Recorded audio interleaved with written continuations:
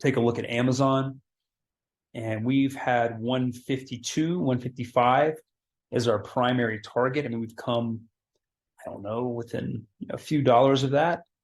Uh, to me, I think that this is a 1, 2, 3, 4, and we get that one more squiggle up into 152.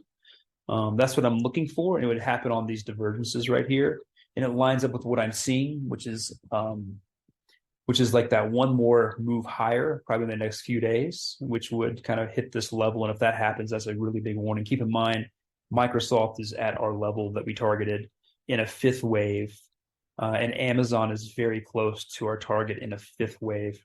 So once again, we're talking about fumes here from a technical perspective.